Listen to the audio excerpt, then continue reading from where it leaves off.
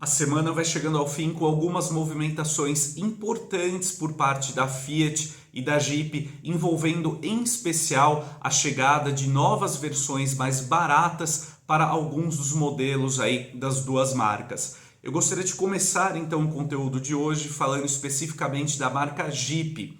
A empresa então coloca a partir deste mês aqui no mercado o Commander Longitude, que terá preço sugerido aí de R$ 229.990 e torna-se então a nova versão de acesso aí para o SUV 7 lugares. Em relação ao Commander Limited Turbo Flex, o Commander Longitude ele conta aí com um preço quase R$ 17.000 mais barato, que é uma diferença significativa, né? Mas o Commander Longitude, é importante dizer, né, ele não tornou-se um carro muito simplificado.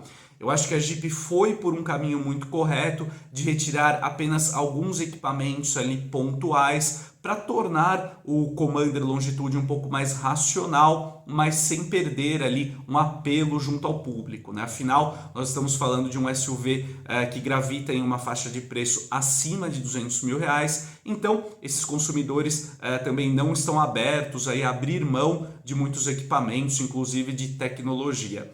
Antes da gente falar especificamente do conteúdo de itens de série do Commander Longitude, vale a pena salientar que ele preserva então o motor 1.3 Turbo Flex, como já ocorre em algumas outras versões aí da gama Commander. Esse propulsor oferece até 185 cavalos e 27,5 kg de torque, quando trabalhando aí com etanol. Ele também trabalha em conjunto com um câmbio automático de 6 marchas e no caso do Commander Turbo Flex, a tração é sempre dianteira. Falando então aí do conteúdo, né, do Commander Longitude, o modelo preservou até alguns assistentes de condução, como por exemplo o monitoramento de pontos cegos e também o assistente de estacionamento. Mas, para conseguir esse preço mais competitivo para o Commander Longitude, a Jeep precisou retirar então aí do modelo em relação, por exemplo, ao Commander Limited Turbo Flex, que era até então a configuração de entrada aí do SUV. Então o Commander Longitude abre mão de alguns itens, como por exemplo o alerta de colisão com frenagem autônoma de emergência e o piloto automático adaptativo. Pelo menos o Commander Longitude preserva ali o piloto automático convencional, né? Vale a pena a gente citar. Mas a nova versão de entrada, então, aí do Commander, ela sai de fábrica com alguns itens como, por exemplo, o painel de instrumentos totalmente digital, ali com um display de 12 polegadas, a central multimídia com tela de 10 polegadas, com rodas de liga leve aro 18, o conjunto óptico dianteiro Full LED e até mesmo o Commander Longitude preservou ali o acabamento mesclando suede, né, para os bancos e também para o painel. Então é uma configuração ali mais racional, mas eu acho que ela continua muito interessante aí dentro do portfólio do Commander, em especial para quem não faz tanta questão assim de alguns equipamentos mais avançados ali de tecnologia. Então um produto bem interessante aí, uma nova configuração que pode ajudar quem almejava aí o modelo, mas não queria gastar muito mais do que R$ 230.000. Então uma iniciativa aí bem interessante por parte da Jeep. Partindo agora para a gama Fiat, eu gostaria de falar também sobre a chegada de um novo fastback mais barato ao mercado. Essa nova configuração, então, aí para o SUV compacto, ela será chamada apenas de Turbo 200 e terá preço sugerido de R$ 119.990.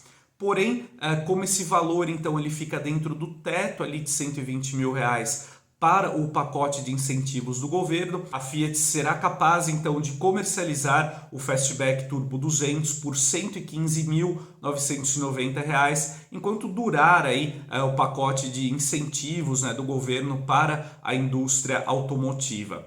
Bom, então como o próprio nome sugere, né, o Fastback de entrada, então esse novo catálogo, ele preserva o motor 1.0 turbo, como já ocorre aí no Fastback Audace e no Impetus. Esse propulsor entrega até 130 cavalos e 20,4 kgfm de torque, trabalhando exclusivamente com a caixa automática CVT. É um propulsor bem interessante, o mais potente entre os propulsores 1.0 turbo produzidos hoje aqui no Brasil, que conferem um bom desempenho, né, para o fastback com 0 a 100 de 9,4 segundos e também um bom compromisso aí com a eficiência de combustível. Bom, para conseguir esse preço então aí mais acessível para o fastback, qual é a diferença dele para a versão do Fastback Turbo 200, no caso, né, para o Fastback Audace, que é aí a configuração imediatamente superior?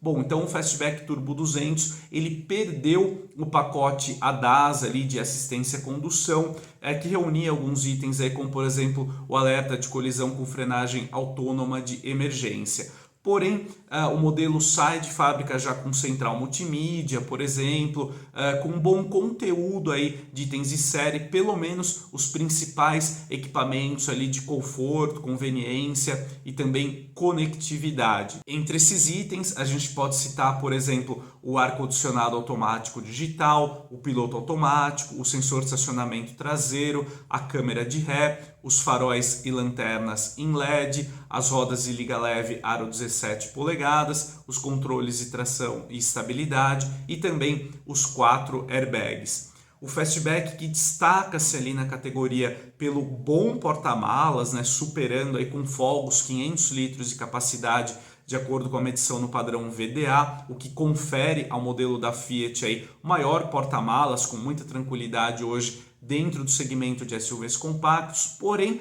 a minha única ressalva em relação ao modelo fica por conta do espaço interno, né, que pelo menos na minha opinião eu acho um pouco acanhado demais, né? Para um modelo com porta-malas tão generoso, talvez seria interessante, né, o Fastback oferecer uma cabine condizente, então com essa sua área para bagagens e também um habitáculo ali mais confortável, com uma sensação de espaço superior para os ocupantes. De qualquer forma, trata-se de uma iniciativa bem interessante da Fiat, uma vez que essa nova versão aí com uma precificação mais agressiva também promete incrementar ali a concorrência no segmento.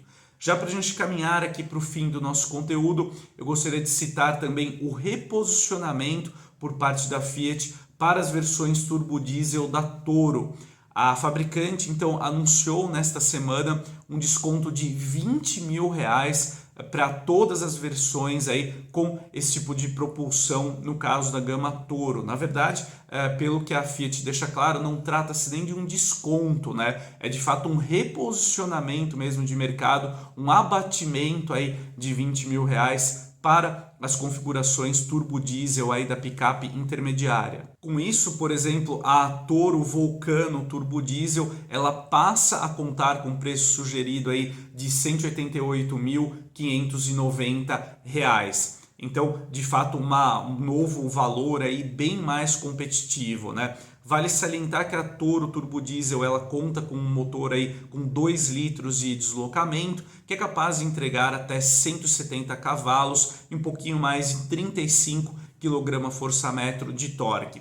Esse propulsor trabalha em conjunto com câmbio automático de 9 marchas e a Toro Turbo Diesel também oferece sistema de tração integral. É importante salientar, né, segundo a Fiat destaca, que as configurações diesel da Toro elas não perderam nenhum equipamento de série por conta dessa redução. Então, de fato, é apenas uma estratégia de mercado por parte da Fiat. Mas por que isso ocorreu, né? Bom, é claro que a montadora italiana ela não declara, né? Mas hoje nós estamos notando aí uma movimentação de uma certa ali depreciação das picapes com motorização diesel. Por quê? Bom, o combustível hoje em dia, né, ele foi aumentando de preço e hoje, em algumas regiões, ele está até mais caro do que a gasolina. Então, portanto, ele não traz mais aquele apelo comercial, aquela vantagem ali financeira para o bolso do consumidor como ele oferecia antigamente, né?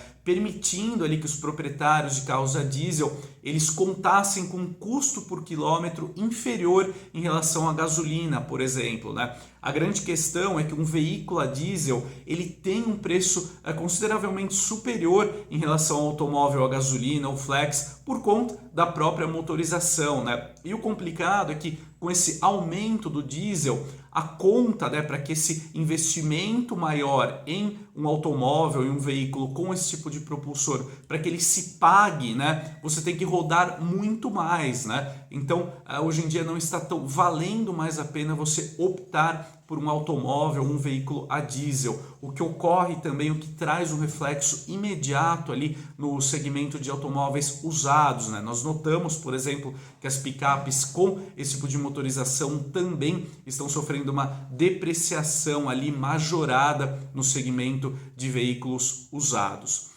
Mas, de qualquer forma, é uma iniciativa interessante da Fiat, porque esse abatimento ali de R$20.000, de qualquer forma, pode voltar a oferecer uma vantagem comercial para Toro Diesel.